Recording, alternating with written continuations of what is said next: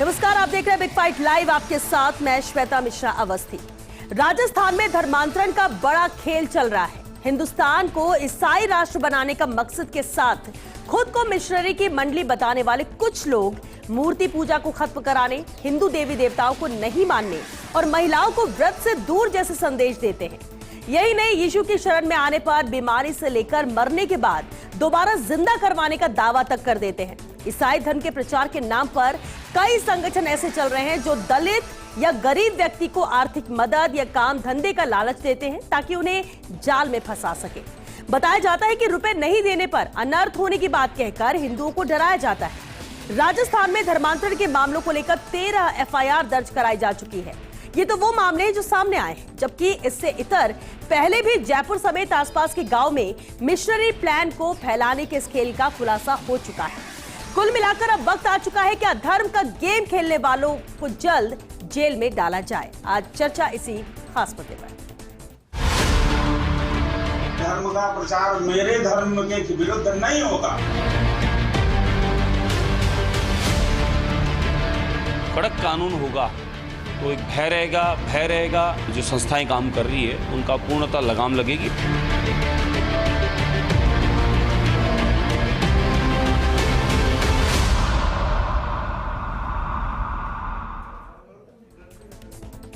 और चलिए इस खास मुद्दे पर चर्चा के लिए खास मेहमान हमारे साथ जुड़ चुके हैं। सबसे पहले उनसे रूबरू करा देते हैं। स्टूडियो से हमारे साथ हैं प्रताप राव जी, बीजेपी प्रवक्ता है। स्वागत है प्रताप जी आपका। राजेंद्र मेघवाल जी चर्चा में मौजूद हैं, कांग्रेस प्रवक्ता है। राजेंद्र जी आपका भी बहुत स्वागत है। मोहित खंडेलवाल हमारे साथ हैं, अधिवक्ता है। मोहित जी आपका भी स्वागत है। और साथ ही तान्या गडकरी भी मौजूद है, विषय विश्लेषक है। तान्या जी आपका भी बहुत स्वागत है। बेहद खास मुद्दा है और शुरुआत, क्योंकि एक ऐसा मुद्दा जिसको लेकर सिर्फ चर्चा ही जरूरी नहीं, इसके समाधान की भी जरूरत है। प्रताप राव जी आपसे ही करना चाहेंगे, क्या धर्मांतरण जिस तरह से हो रहा है ईसाई धर्म को आगे बढ़ाने के लिए उसके प्रचार प्रसार के मद्देनजर जो किया जा रहा है, क्या धर्मांतरण का मुख्य उद्देश्य दलित और गरीबों का शोषण करना है? क्या इसी की वजह से जैसे उनकी स्थिति है ये इजी टारगेट हो जाते हैं? क्यों ये आंकड़े लगातार बढ़ रहे हैं? फर्स्ट इंडिया ने ये बहुत अच्छा सब्जेक्ट जो उठाया है, क्योंकि ये जिस तरह से अंदर ही अंदर धर्मांतरण के प्रयास चल रहे हैं। यहाँ से केवल 50 मीटर दूर है कठपुतली नगर।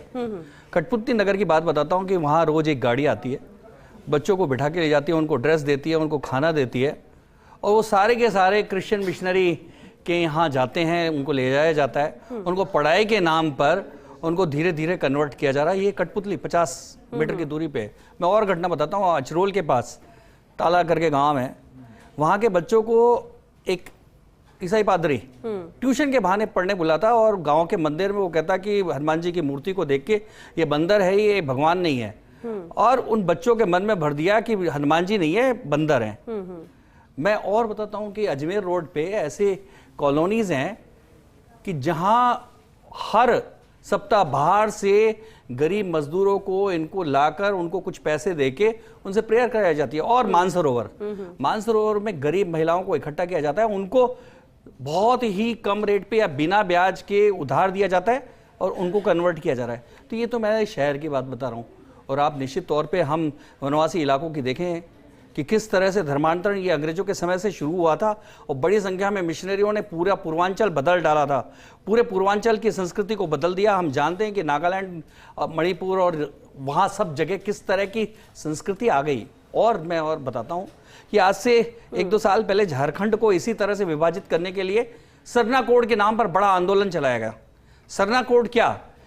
क्योंकि हमारे 2 कोड हैं, एक हिंदू कोड है और एक मुस्लिम कोड है, लेकिन आदिवासियों को भारत की भूमि से काटने के लिए, भारत की संस्कृति से काटने के लिए, यहाँ की पद्धति से काटने के लिए उनका एक अलग कोड हो, ये इस तरह के आंदोलन चलाए गए और अभी भी दबाव है। तो ये सारी बातें बताती हैं कि क्रिश्चियन मिशनरियां भारत को तोड़ने के लिए, एक्चुअली बात यह है कि जब से भारत के शक्तिशाली होने की आशंका है तो पूरी की पूरी मिशनरी और विदेशी शक्तियां किसी भी तरह से यहाँ घुसपैठ करके और धर्मांतरण के माध्यम से उनकी निष्ठा को, उनके राष्ट्र के प्रति जो निष्ठा है उसको खत्म करना चाहती हैं। और यही कारण है कि धर्मांतरण को लेकर इतना इन्वेस्टमेंट जो किया जा रहा है, भारी मात्रा में इन्वेस्टमेंट किया जा रहा है, और निश्चित तौर पे ये देश के लिए बहुत खतरनाक है। धर्मांतरण विरोधी जो विधेयक आया है उससे निश्चित तौर पे इससे कुछ हमें रोकने में, लेकिन जनता जब तक जागरूक नहीं होगी, हम नहीं समझेंगे, हम लोगों तक नहीं पहुंचाएंगे ये बात कि ये केवल धर्मांतरण नहीं कर रहे हैं, केवल आस्था नहीं बदल रहे हैं, ये राष्ट्रांतरण भी कर रहे हैं, ये आपकी संस्कृति भी बदल रहे हैं और आपको देश विरोधी बना रहे हैं। जब तक ये हम नहीं बताएंगे तब तक ये जागरूकता नहीं आने वाली है और निश्चित तौर पे हमें बहुत जागरूक करना पड़ेगा समाज को। राजेंद्र जी, ईसाई मिशनरी का जो ये प्रचार है, क्या वाकई कोई लालच का ही एजेंडा है और इसलिए ये इसे फैला रहे हैं और कामयाब भी हो रहे हैं? संख्या अगर 2001 से 11 में देखें, क्योंकि इसके बाद तो कोई एग्जैक्ट आंकड़ा आया नहीं है, लेकिन ये उस बीच में 23% बढ़ चुके थे और अब तो ये मामले बहुत ज्यादा बढ़ गए। देखिए श्वेता जी, संविधान के अंदर धार्मिक स्वतंत्रता एक मौलिक अधिकार है और संविधान के अनुच्छेद 25 से लेकर 28 तक वो तमाम प्रावधान है जिसके अंदर व्यक्ति को अपनी निष्ठा के साथ में धार्मिक प्रबंधन और धार्मिक मान्यता और धार्मिक आस्था, उसके अलावा उसका प्रबंधन और उसके अलावा प्रचार प्रसार की आज़ादी है और वो करता है। उसके अलावा वो तमाम प्रावधान भी मौजूद है कि जबरन उसको अगर धर्म परिवर्तन कराया जाता है तो उसके ऊपर भी संविधान के अंदर तमाम वो प्रावधान मौजूद हैं। सवाल ये उठता है कि भाई आज व्यक्ति अपनी इच्छा से अगर स्वेच्छा से कोई चीज़ कर रहा है तो उसको हम किस नज़रिए से देख रहे हैं। अब सवाल ये उठता है कि 14 अक्टूबर 1956 को नागपुर के अंदर दीक्षा भूमि के अंदर बाबा साहब डॉक्टर भीमराव अम्बेडकर ने अपने 5 लाख अनुयायियों के साथ में मतलब बौद्ध धर्म स्वीकार किया था। तो आज सवाल ये उठता है कि आप उस इतने बड़े धर्म परिवर्तन को किस नजरिए से देखते हैं। अभी आपने बताया कि राजस्थान के अंदर 12, 13, 14, 15 FIR की घटना है, तो मेरे ख्याल से जहां करीबन 8 करोड़ की आबादी है वहां पे ये घटनाएं कोई बहुत बड़ी नहीं है। उसके अलावा एक PU रिसर्च की मैं एक रिपोर्ट भी देख रहा था जिसके अंदर उन्होंने स्पेसिफिकली उसमें बताया कि जो 20% एडल्ट है, चाहे वो एशिया की बात हो, चाहे अमेरिका की बात हो, चाहे पूर्व एशिया की बात हो, उन जगह पे भारत का जो धर्म परिवर्तन है एडल्ट, क्योंकि एडल्ट मैं इसलिए कह रहा हूं कि वयस्क आदमी को ही अपनी धार्मिक स्वतंत्रता या उसके लिए है, क्योंकि बच्चों को तो करेंगे तो वो तो प्रलोभन की या उसका मतलब माइनर की कैटेगरी में आता है। तो उसके अंदर भारत बिल्कुल 2% के आसपास है, जबकि कई देश उसमें 20 से 25% तक है। तो ये भी अपने आप में एक बहुत बड़ी मतलब मिथ फैलाया जा रहा है कि भारत में बहुत तेजी से धर्म परिवर्तन हो रहा है, जो कि सच नहीं है। अब सवाल ये उठता है कि आज हमारे हिंदू समाज के अंदर या हिंदू धर्म के अंदर आप देखिए, सनातन के अंदर से चाहे बौद्ध निकलने की बात हो, चाहे जैन निकलने की बात हो, चाहे सिखिज्म के निकलने की बात हो, चाहे और भी तमाम हमारे पंथ संप्रदाय निकलने की बात हो, तो ये लगातार से चलता रहा है। तो क्योंकि ये पंथ और संप्रदाय क्यों निकले अलग से? क्योंकि उस हिंदू धर्म के अंदर वो तमाम जातीय भेदभाव, छुआछूत, उत्पीड़न और जातीय भेदभाव और तमाम, अभी हमने यूपी का भी एक उदाहरण देखिए जिसके अंदर एक पिछड़े वर्ग का मतलब कथावाचक है, उसके ऊपर किस तरीके से उसको कथावाचन करने के बाद में जिस तरीके से राजेंद्र जी, आप ये मानने की नहीं हो रहे हैं। मैं बता रहा हूं, मैं आपको बता रहा हूं, मैं कारण बता रहा हूं। कहते हैं कि सब बदल जाए, मैं कारण बता रहा हूं, हिंदू ईसाई बन जाए। सुन तो लीजिए, मैं कारण बता रहा हूं कि ये जो उत्पीड़न है, क्या ईसाइयों में नहीं होता है? क्या पिछड़े यादव क्या मुसलमानों में नहीं है? जाता है, मुंडन कर दिया जाता है, मुंडन कर दिया जाता है, उसके ऊपर पेशाब किया जाता है, उसको नाक रगड़वाई जाती है। तो क्या ये मतलब उस आदमी की मानवीय गरिमा या उसकी जो सम्मान से जीने का हक है या जो समानता का अधिकार है उसका उल्लंघन नहीं है? ये तो क्या दलितों को मॉब में लगे रहते हैं? मतलब इनको हिंदू धर्म से चिढ़ है, गौ तस्करी के नाम पे ये चिढ़ है। आप ईसाइयों का समर्थन कर रहे हैं, आप ईसाइयों का समर्थन कर रहे हैं, धर्म परिवर्तन कर रहे हैं, जो देश को बदल रहे हैं, उसके लिए धर्मांतरण कर रहे हैं। कैसे नहीं है? आप आज भी ईसाइयों का कर रहे हैं, कैसे कर रहे हैं? धर्मांतरण कर रहे हैं, गैर कानूनी काम कर रहे हैं, गरीबों को बदल रहे हैं। ठीक है, चलिए ठीक है, एक मिनट, राजेंद्र जी, एक सेकंड सर, एक बार सर, राजेंद्र जी, वो धर्म परिवर्तन कर रहे हैं, राजेंद्र जी, रोटी देके धर्म परिवर्तन कर रहे हैं, धर्म परिवर्तन। चल ठीक है, राजेंद्र जी, एक मिनट, बताइए, आप उनको सेवा के कार्य करें ना। प्रताप जी, राजेंद्र जी, नहीं, एक मिनट चुप रहे, एक मिनट, प्रताप जी, आप चुप रहे सर। राजेंद्र जी, बस सुनिए, बस राजेंद्र जी, आप ऐसी चर्चा नहीं करना चाह रहे सर, आप बात रख चुके हैं ना, अपनी आपने बात रखी, ठीक है, सुना नहीं तो ये इनको भी चुप नहीं, अभी बस हो गया सर, ठीक है, चलिए, ये मेरे बीच में बोले। तान्या जी, आपने सुना, दोनों तरह की बातें सुने, उनका कहना है कि उत्पीड़न होता है। अरे राजेंद्र जी, बस करिए सर, बस करिए राजेंद्र जी, आपने दलितों को खत्म किया। बस एक मिनट सर, आपके राज्य में हुआ। इंदिरा गांधी, जवाहरलाल नेहरू, तमाम लोगों से ये राजीव गांधी के राज्य में क्या हुआ? बोलने देंगे आप सर, बोलने देंगे आप? आपको जवाब भी चाहिए और किसी को बोलने नहीं देना है। बस ठीक है सर, राजेंद्र जी बस, राजेंद्र जी बस, राजेंद्र जी बस। अगर आप ऐसे कहें सर दोबारा फिर कैसे आओगे? आप सवाल कर रहे हैं, जवाब के लिए किसी को टाइम बोलने नहीं दे रहे हैं, तो आप जब शांत होंगे तब तो बोलेंगे ना। आप पहले शांत, हाँ तो आप शांत होइए पहले, तब जवाब लूंगी। तान्या जी, आपने अभी दोनों तरह की बातें सुनी, लेकिन सवाल ये कि क्या वाकई में धर्म परिवर्तन या फिर जिस तरह धर्मांतरण हो रहा है ज्यादा % नहीं है तो इतना चलता है। लेकिन समस्या ये है कि आप चमत्कार के नाम पर, बीमारी के नाम पर, शिक्षा के नाम पर और आर्थिक तौर पर मजबूती देने के नाम पर उनको मकान देकर, ये सब क्या है ये? और आप ये कहो कि वो अपनी मन मर्जी से, अपनी मर्जी से कोई भी धर्मांतरण कर सकता है, उसमें इसमें फर्क है। इसीलिए मैं उनको मिशनरी नहीं कहती, मैं कहती हूँ आत्माओं के सौदागर। वो आत्माओं के सौदागर हैं जो कि किसी चीज के बदले, किसी भौतिक वस्तु के बदले लोगों की आत्मा खरीदते हैं। और उस आत्मा से उन्हें क्या मिलेगा? उन्हें मिला है स्वर्ग का वादा, हेवन का वादा। और मैं तो ये हिंदुओं से पूछना चाहूंगी जो कन्वर्ट हो रहे हैं, आप तो कन्वर्ट हो चुके, लेकिन अगर आप इनके डॉक्ट्राइन्स उठा के पढ़ेंगे, नियम उठा के पढ़ेंगे, तो पता चलेगा कि आपके माँ बाप जो हिंदू ही मर गए, उनके लिए हेल की व्यवस्था है। तो क्या आप अपने माँ बाप को हेल में जाते देखना चाहेंगे? क्या आप इस तरह की विचारधारा का समर्थन करेंगे? पहली बात। दूसरी बात, ये बाबा साहेब अंबेडकर का उदाहरण जो देते हैं ना कांग्रेस वाले, वो अच्छा नहीं लगता, क्योंकि एक तो उनको हराने का काम इन्होंने किया, दूसरी बात चुनाव में धर्म परिवर्तन पे बोलिए, बाबा साहब के धर्म परिवर्तन बोलिए, हार और जीत का आपका कोई लेना देना नहीं है, क्योंकि कांग्रेस पार्टी ने उनको 2 बार राज्यसभा में, ठीक है राजेंद्र जी सुन लीजिए पहले बात। ईसाई नहीं बने, क्यों बाबा साहेब मुसलमान नहीं बने? बाबा साहेब ने पता नहीं है, मैंने जो सवाल पूछा उसका जवाब दीजिए। आपको अगर पता है चलिए आपको जवाब देना पड़ेगा, बताओ। उस संविधान में बौद्ध धर्म नहीं, बाबा साहब तो 1949 में कुछ माना गया है। रामलीला राजेंद्र जी आप सुन के लीजिए सर, सुन तो लीजिए। आप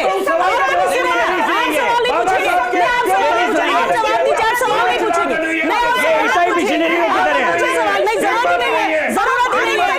जरूरत ही नहीं है। हर चीज वोट के लिए नहीं होती, हर चीज वोट के लिए नहीं होती। या फिर कांग्रेस मानती है, कांग्रेस मानती है, कांग्रेस मानती है वोट के लिए। ठीक है सुनिए, सुनिए, इनको गांधी परिवार चाहिए और सोनिया गांधी ईसाई है ना, सोनिया गांधी ईसाई है, इसलिए ईसाई का समर्थन करते हैं। सोनिया गांधी ईसाई है, इसलिए ईसाई का समर्थन करते हैं। राजेंद्र जी, ये सोनिया के चेले करने वाले लोग यहाँ पे, सोनिया गांधी के चेले, ईसाई चेले हैं। देखिए इनकी तरीका देखिए, श्वेता जी इनके तरीका देखिए। पोप फ्रांसिस 21 अप्रैल 2025 को उनकी सोनिया गांधी। राजेंद्र जी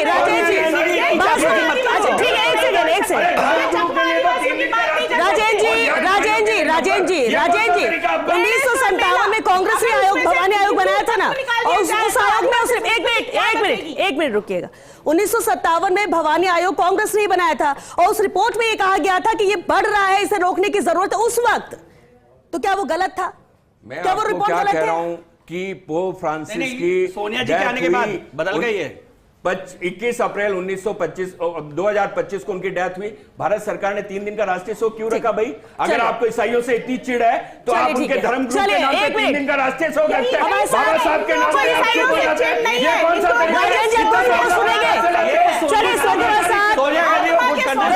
बाल मुकुंदाचार्य जी जुड़ चुके हैं। बाल मुकुंदाचार्य जी बहुत स्वागत है आपका। एक मिनट रुकिए आप लोग। बाल मुकुंदाचार्य जी स्वागत है आपका। यहां धर्मांतरण को लेकर जो बात, और ये सवाल इसलिए उठ रहा है कि जिस तेजी के साथ धर्मांतरण किया जा रहा है ईसाई, और ये सिर्फ दलित और आदिवासी क्षेत्र जहां पर ज्यादा फोकस हो रहा है, ज्यादा टारगेट करके चल रहा है, लेकिन यहां पर उसके समर्थक भी हैं। क्या आप मानते हैं ये धर्मांतरण क्या है? कितना बड़ा खतरा है भविष्य के मद्देनजर भी? जिस तेजी के साथ 2001 से 2011 में 23% ये बढ़ गए और 2011 के बाद अब तक में क्या आंकड़े होंगे? क्या ये चिंता का विषय नहीं? बिल्कुल बहन जी, चिंता का विषय है। आप ठीक कह रहे हैं। कुछ वनवासी क्षेत्रों में, आदिवासी क्षेत्रों में, या फिर भारत के तटीय क्षेत्रों में, पहाड़ी क्षेत्रों में, मेघालय इत्यादि चले जाएं, नागालैंड इत्यादि चले जाएं, वहां पर बहुत तेज गति से ऐसा कार्य किया गया है। हम सब इसको देख रहे हैं। और राजस्थान में भी कई कई मिशनरियों के माध्यम से या गरीब परिवार, कच्ची बस्ती, दलित इत्यादि, उनको कोई लोभ लालच देकर, पुस्तकें देकर, कोई शादी ब्याह का लालच देकर, कोई उनको घर इत्यादि मकान का लालच देकर उनका धर्म परिवर्तन कराने की बहुत सारी ऐसी संस्थाएं काम कर रही है जो गलत है। कभी भी किसी सनातनी के लिए, किसी सनातनी संस्था के लिए कोई ये नहीं कह सकता है कि उन्होंने जोर जबरदस्ती या कोई लालच देके किसी का धर्म बदलवाया हो। कहीं भी ऐसा आज तक हुआ नहीं है। लेकिन कुछ मिशनरियां इस अभियान को चला रखी है और ऐसा काम कर रही है। हम भी देश विदेश जाते हैं, कहीं मैंने मेरा आध्यात्मिक जीवन रहा, देश विदेश गए, सत्संग अध्यात्म का हमने सबको संदेश दिया, लेकिन किसी को ये प्रेशर या प्रभाव में ये लाने का प्रयास नहीं किया कि आप हमें माने ही माने। कुछ धर्म के नाम पर ऐसा लोग बताया करते हैं कि नहीं मानोगे तो काफिर कहलाओगे, और कोई तलवार की नोक पे मार मार के बनाने के काम करता है, कोई किताब बांटकर या शिक्षा केंद्र के माध्यम से या परमेश्वर का घर ऐसा बोलकर कुछ लोग प्रयास करते हैं लोगों का मस्तिष्क को वॉश करने का। तो हमें हिंदू समाज की भी अपनी जिम्मेदारी बनती है कि अपने देवी देवता, अपना धर्म, अपने ग्रंथ, इनको अध्ययन करना चाहिए। गीता में सारे समस्याओं का समाधान उल्लेख है। और कुछ लोग आजकल हम देख रहे हैं सोशल मीडिया पे, कोई तंत्र मंत्र के नाम पे कोई ऐसा मेला लगाते हैं, वो ईसाई मिशनरियों का वीडियो आता है, किसी को टच करते हैं फिर वह बड़ा झटका खा के गिरता है, वह दूसरे को टच करता है। वह इस प्रकार का पाखंड मचाकर भी कई जगह मैं देख रहा हूं कि इस प्रकार की हरकतें की जा रही है जो ठीक नहीं है। हम सबकी, मैं अपने आप की जिम्मेदारी लेता हूं, हम सभी धर्मगुरुओं की, धार्मिक संस्थाओं की, सनातनियों की जिम्मेदारी भी बनती है कि हम लोग उन परिवारों में जाएं, उनको समझाने का प्रयास करें। और कई इस प्रकार की आज भी अगर कुरीति किसी प्रकार की कहीं रह गई है, छुआछूत की या ऊंची नीच की, उसको खत्म करना चाहिए। और हम सबको मिलकर अपने धर्म को बचाने के लिए, उसकी अपनी संस्कृति, अपनी परंपराओं को बढ़ाने के लिए काम करना चाहिए। नई पीढ़ी को शिक्षा के माध्यम से उन्हें तैयार करना चाहिए। और जिस प्रकार से मिशनरियां बच्चों को शिक्षा केंद्रों में माइंड वॉश कर रही है और बच्चों को उनकी धर्म संस्कृति से हटा रही है, तिलक लगाने से, मोली धागा बांधने से उनको रोक रही है, उन मिशनरियों पर भी पाबंदी लगानी चाहिए। और जो फिल्मों के माध्यम से हमारे देवी देवताओं का मजाक उड़ाकर और जो देवी देवताओं की प्रेजेंट जिस प्रकार से की जा रही है, तो ये भी मैं मानता हूं कि इन भांडों का, फिल्म वालों का भी कहीं ना कहीं रोल बनता है कि ये भी हमारे धर्म को कमजोर करने के लिए इस प्रकार की हरकतें करते कर सकते हैं, किस तरह से रोका जा सकता है। बाल मुकुंदाचार्य जब हमारे साथ बन रही है, मोहित जी आपका रुख करें, क्योंकि हमने सभी के विचार जाने कि क्या है, क्यों हो रहा है, लेकिन सवाल है कि कानूनी पहलू क्या है, क्या वाकई में कोई कानून है, क्या इसे रोक सकते हैं, या फिर क्योंकि स्वतंत्र है और इसलिए सबको राइट है और उसी का नतीजा ये है। जी श्वेता, देखिए ये मुद्दा नया नहीं है। हिंदुस्तान की आज़ादी से पहले भी कई हिंदू शासित राज्यों द्वारा 1930s 1940s में लॉ बनाकर क्रिश्चियन मिशनरीज द्वारा जो धर्म परिवर्तन किया जा रहा था उसको रोकने का कार्रवाई की गई थी। हिंदुस्तानी की आज़ादी के बाद जो कॉन्स्टिट्यूशन है वो आर्टिकल 25 आपके धर्म को प्रैक्टिस, प्रचार प्रसार करने की अनुमति देता है। आप धर्म जो चाहे वो चुने, आप उसको प्रचार प्रसार करें, उसमें कोई आपत्ति नहीं है। परंतु प्रचार प्रसार के नाम पर आप किसी भी व्यक्ति को विवश कर या प्रलोभन में लेकर उसको अपना धर्म परिवर्तित करने के लिए मजबूर नहीं कर सकते। और इसके लिए कई राज्य सरकारों ने विभिन्न कानून बना रखे हैं। अरुणाचल प्रदेश और मध्य प्रदेश फर्स्ट राज्य थे इस देश के जिन्होंने ऐसे कानून बनाए। और ये मुद्दा 1977 में ऑनरेबल सुप्रीम कोर्ट समक्ष गया। ऑनरेबल सुप्रीम कोर्ट ने कहा कि अगर एंटी रिलीजन कन्वर्जन लॉ इस देश में बनाया जाता है तो वो संवैधानिक है, क्योंकि आप किसी को कन्वर्जन करने से नहीं रोक रहे। आप ये कह रहे हैं कि अगर कन्वर्जन फोर्सफुल है, कोवर्जन में है या बेदबाव में प्रलोभन में लेकर किया गया है, तो उस केस में कानून उसको रोकता है तो ये संवैधानिक है। तो लेकिन ये तो तब होगा जब सामने से शिकायत आएगी जी कि हमारे साथ जबरदस्ती हमें धर्म बदला गया और ऐसा किया गया। लेकिन जो लोग सिर्फ इस फायदे और इन चीजों को लेकर मोहवश ऐसा कर रहे हैं, उस पर तो हम कुछ नहीं कर सकते क्योंकि डॉक्यूमेंटेड तो होता नहीं है। जो आप अगर राजस्थान का जो एंटी कन्वर्जन लॉ है आप देखेंगे 2025 का, वो इसके लिए एडुकेट लीगल फ्रेमवर्क बनाता है। उसकी धारा 8 ये कहती है कि यदि कोई भी व्यक्ति धर्म परिवर्तन करना चाहता है तो धर्म परिवर्तन करने से पहले उसको 60 दिन का नोटिस डिस्ट्रिक्ट कलेक्टर को देना पड़ेगा। और जो व्यक्ति धर्म परिवर्तन करवा रहा है उसको भी, जो भी प्रीस्ट है या कोई भी पुजारी है या कोई भी क्रिश्चियन मिशनरी है, उसको भी 30 दिन का नोटिस कलेक्टर को देना पड़ेगा और बताना पड़ेगा कि ये व्यक्ति धर्म परिवर्तन करना चाहता है। उसके बाद पुलिस जांच करेगी, पुलिस उस व्यक्ति के पास जाके पूछेगी कि आप स्वेच्छा से कर रहे हैं, और पुलिस उसका कारण जानेगी। और ये सारी प्रक्रिया होने के बाद ही धर्म परिवर्तन हो सकता है। और अगर इस प्रक्रिया को बिना करे ये तो नियम है जो आप बता रहे हैं कि ऐसे कर सकते हैं, लेकिन क्या वाकई में ऐसा हो रहा है? क्योंकि नाम बदल लेते हैं, आप उस धर्म को मानने लगते हैं, डॉक्यूमेंट में आप कुछ नहीं करते क्योंकि आपको तो दूसरे फायदे भी सरकार से चाहिए। जी तो ऐसी स्थिति में तो फिर कोई कुछ नहीं कर सकता। देखिए, इसी के लिए आपको लोगों में सजगता लानी पड़ेगी, उन्हें कानून का बताना पड़ेगा, और जो ऐसा अल्योरमेंट कर रही है ऐसी मिशनरीज, उनके खिलाफ कार्रवाई करनी पड़ेगी। कानून में उनके खिलाफ पनिशमेंट का प्रोविजन है। अगर ऐसी कोई मिशनरी करती है और उसकी नॉलेज आती है तो उसके विरुद्ध एफआईआर दर्ज होगी, उसके विरुद्ध कार्रवाई होगी। तो कहीं ना कहीं आपको लोगों को जागरूक करना पड़ेगा कि आप खुद का धर्म चुन सकते हैं, परंतु यदि कोई आपको विवश कर झूठे प्रलोभन देकर धर्म परिवर्तन करने को कहता है तो ये इस संविधान के अनुरूप नहीं है, फिर चाहे वो किसी भी धर्म का हो। मैं किसी धर्म विशेष की बात नहीं करता, मैं कहता हूं कोई भी धर्म अगर किसी दूसरे धर्म के व्यक्ति को प्रलोभन देकर या फोर्सफुली कन्वर्जन करने को कहता है तो ये संविधान की भावना के विरुद्ध है, और ऐसे कृत्य को रोकना स्टेट की ड्यूटी भी है। और ऑनरेबल सुप्रीम कोर्ट ने कहा ये पब्लिक ऑर्डर का पार्ट है, क्योंकि राज्य सरकार की ड्यूटी है वो पब्लिक ऑर्डर मेंटेन रखे, और अगर कोई भी पब्लिक ऑर्डर ब्रीच कर रहा है तो राज्य सरकार उस पर कार्रवाई करे, और उस पर सतत कार्रवाई करते हुए एफआईआर दर्ज कर उसको पनिशमेंट दिलाए कोर्ट के थ्रू। ये ड्यूटी राज्य सरकार की भी है। ठीक है, बाल मुकुंदाचार्य, सरकार इसे कितना गंभीरता से ले रही है? क्योंकि अभी आपने भी कहा कि जागरूकता फैलानी होगी, उन परिवारों से बातचीत करना, उन्हें समझाना होगा या समझाया जा रहा है, या इस दिशा में कोई कदम उठाए गए हैं?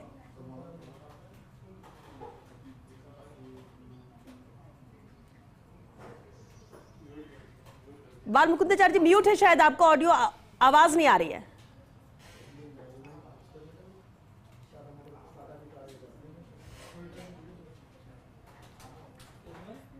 नहीं, अभी भी नहीं आ रही है।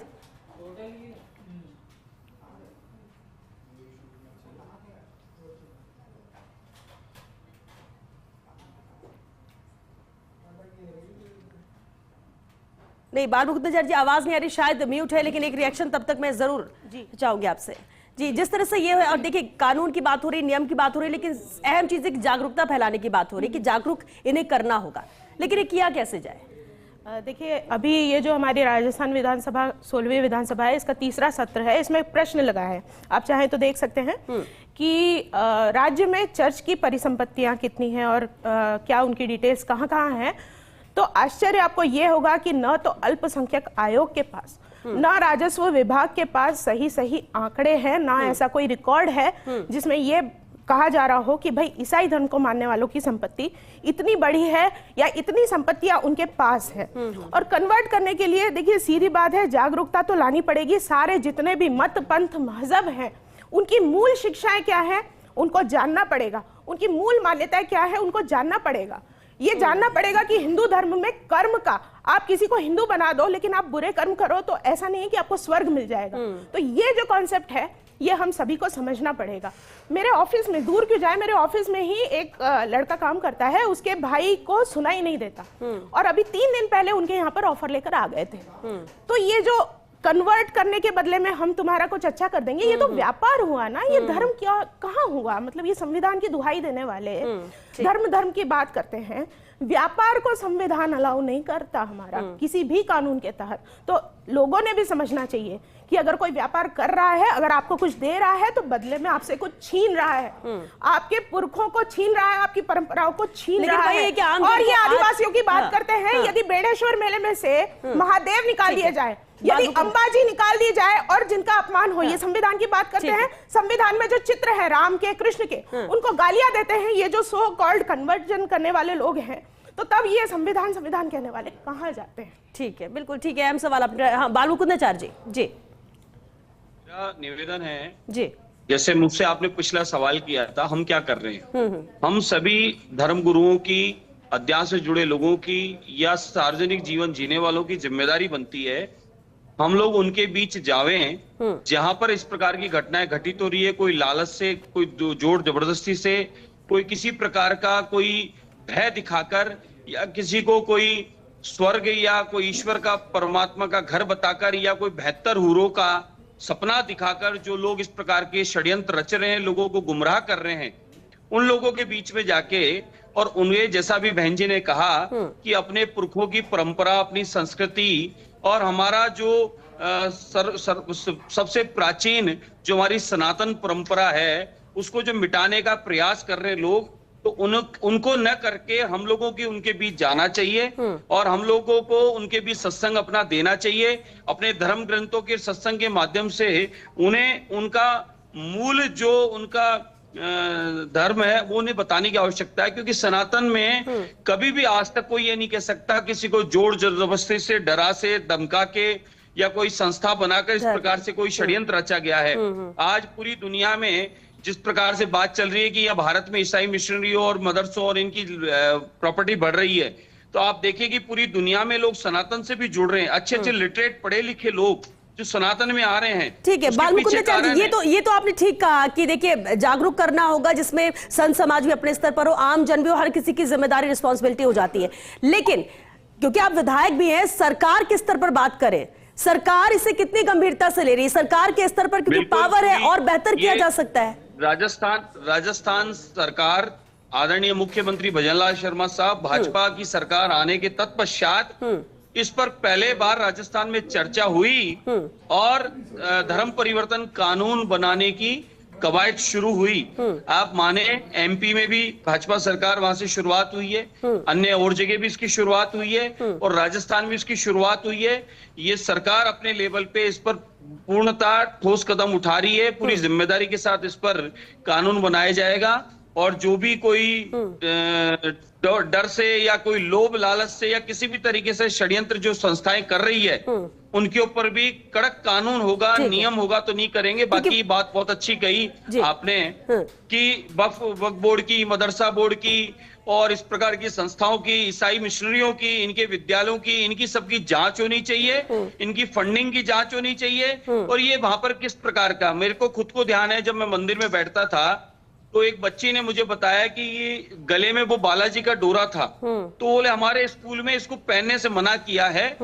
निवारू रोड पे कोई ईसाई मिशनरी की बात थी ये, और ये पहन के नहीं आ सकते आप।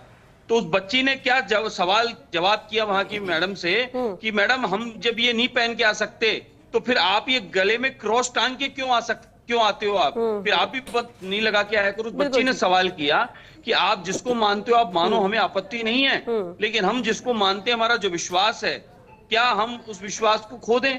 तो ये इस प्रकार की जो इस मिशनरी काम कर रही है साहब, जिस प्रकार से बच्चों को माइंड वॉश करने का काम कर रही है या अध्ययन के माध्यम से, तो हमारी शिक्षा नीति में भी परिवर्तन करना चाहिए। मैंने तो मांग की है प्रत्येक विद्यालय में भारतवर्ष में पंचांग का अध्ययन होना चाहिए। भारतीय कैलेंडर है ये भारतीय कैलेंडर, भारतीय विज्ञान जिसका अध्ययन होना चाहिए, प्रत्येक विद्यालय में पंचांग का अध्ययन होना चाहिए। ठीक है बालमुकुंद जी, आप ये कह रहे हैं कि इसमें बदलाव की भी जरूरत है और ये बदलाव हम तभी डाल सकते हैं जब बच्चों से, स्कूल से ही इसकी शुरुआत कर दी जाए। राजेंद्र जी, क्योंकि वक्त खत्म हो गया है, आपको लगता है कि इस दिशा में कदम जिस तरह से आगे बढ़ाए जा रहे हैं उस पर होना चाहिए एक्शन? देखिए श्वेता जी, समस्या एक्चुअली सामाजिक, आर्थिक और धार्मिक है और हम दुर्भाग्य से हम समाधान राजनीतिक ढूंढ रहे हैं और इस पे राजनीति करने से ज्यादा हमारा कोई फोकस नहीं है, क्योंकि इस बात को आपको मानना पड़ेगा कि धर्म में जो व्याप्त तमाम जो कुरीतियां है या जो भेदभाव है, छुआछूत है, उत्पीड़न है, चाहे भेदभाव है, तमाम तरीके की, आपको पता है कि अगर किसी को घोड़ी पे बैठ रहे हैं तो उसको उतार दिया जाता है, मतलब कोई मटकी को छूले तो उसको मार दिया जाता है, किसी को गटर में उतार दिया जाता है जबरन, और किसी को मतलब लिंचिंग हो जाती है उसकी कि साहब ये गौ तस्करी कर रहे हैं। तो ये जो चीजें जब तक नहीं रुकेगी ना तब तक, देखिए बाबा साहब ने एक बात कही थी कि मैं उस धर्म को महत्व देता हूं जो स्वतंत्रता, समानता और बंधुत्व की बात करता है, इसीलिए उन्होंने बौद्ध धर्म स्वीकार किया था। तो मैं तो सिर्फ इसका समाधान धार्मिक और सामाजिक और आर्थिक रूप से देख रहा हूं। जो आर्थिक संसाधनों का वितरण है ना, हमने ये बात कही, देखिए बात को ये आपके पास महिलाओं के बारे में आपकी स्थिति पता है हमें, आपके तमाम नेताओं ने महिलाओं का सबसे ज्यादा शोषण किया है और आरएसएस आज भी महिलाओं को बराबरी का हक नहीं देता है। आपके पास बोलने के लिए कुछ नहीं है, महिलाओं का सबसे ज्यादा उत्पीड़न अगर कहीं है तो आपकी संस्कृति के अंदर हो रहा है, तो आपको आप तय नहीं करेंगे ना सर, ये आप तय नहीं करेंगे, आप तय नहीं करेंगे। बोल रहे हैं श्वेता जी, बात यह है कि अभी मद्रास हाईकोर्ट का एक निर्णय आया है। उस मद्रास हाईकोर्ट के निर्णय में, क्योंकि ईसाई मिशनरियों की एक्टिविटी क्या होती है, किसी गांव में गरीब को कन्वर्ट करके उसके घर को गिरजाघर बना देते हैं, उस पर मद्रास हाईकोर्ट ने रोक लगाई है। देखिए इस तरह की जो अवेयरनेस आएगी, किस तरह से ये काम करते हैं, मॉडल सेपरेटली देखना पड़ेगा। देखिए ऐसा, अरे आप लोगों ने किया है, आदिवासी को लूटा, आप लोगों ने जंगल लुटा दोगे तो आदिवासी क्या शुक्रिया आप सभी का इस चर्चा में शामिल होने के लिए, बहुत शुक्रिया। देखिए अधर्म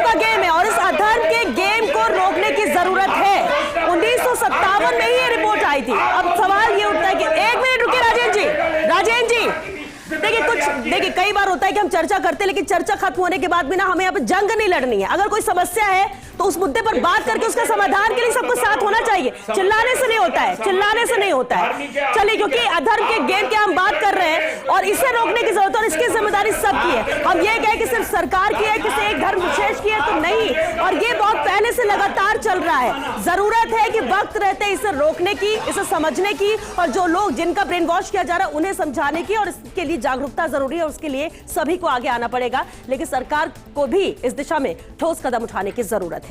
चलिए इसके साथ हमें दीजिए इजाजत। नमस्कार।